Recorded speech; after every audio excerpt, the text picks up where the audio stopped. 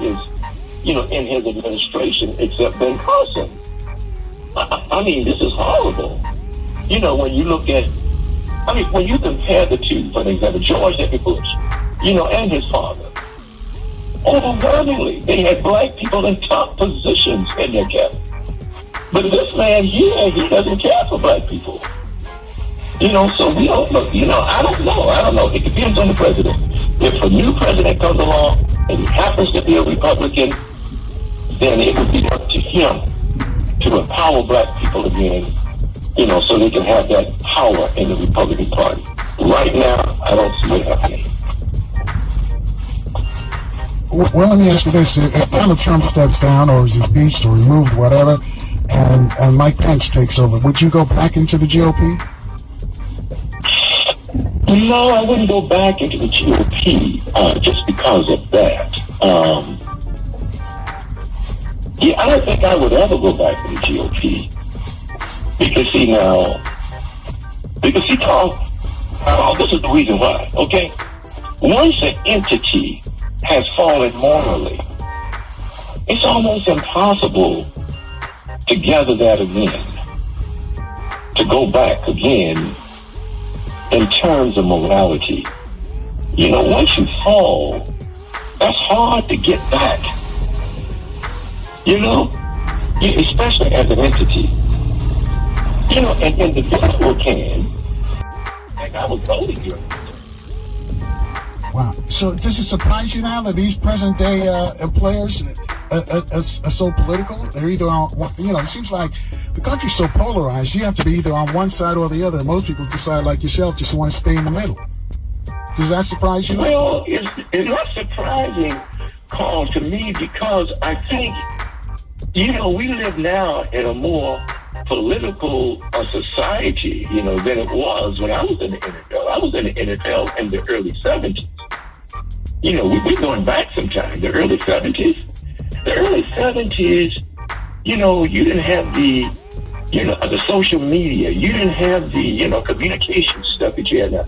So I don't think that, black people and people in general were really, absorbed in politics. But they are. Yeah, but we had Vietnam. We had student protests all across the campuses. Vietnam was a different thing. I'm a Vietnam vet.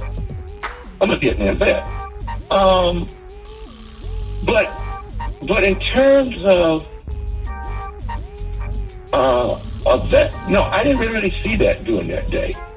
I really didn't. Wasn't even involved in politics during that day. I really got involved in politics. I got involved in politics right around the era of Jimmy Carter. That's when I really got involved in politics.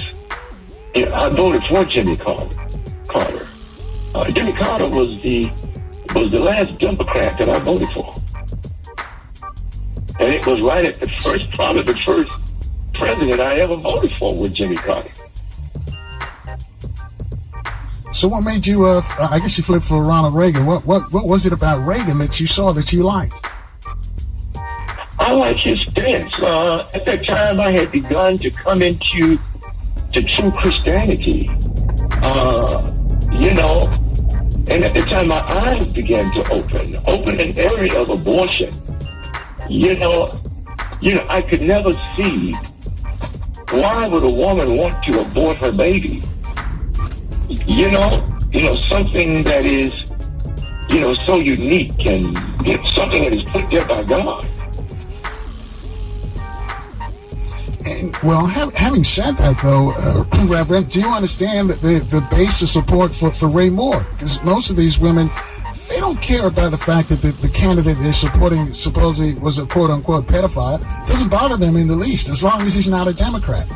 How do they square that? Can you figure it out? Yeah, well, the thing of it is, again, they care more about politics than they care about, put this way, they care more about keeping the baby in the womb, okay, than the fact that he is an alleged child molester. Now, with me, I think that, yeah, that's important, that we do, protect the woman in the womb, or the baby in the womb, but not to the expense of putting a child molester in the Senate. The NFL can't fix this. The American people would have to fix this. The law enforcement community would have to fix this. Congress would have to fix this. This is out of the hands of the NFL. The thing I would suggest for the NFL, however, is to keep the guys in the locker room doing the playing of the anthem, the national anthem. Now, here's something I want to mention to your audience. I would have another reason, separate from the one that the NFL players are using not to stand, okay? And that is that the national anthem was written by one of the most notorious racists of his day, Francis Scott Key, okay? He's a racist. Raw. How you like me now? It's old school.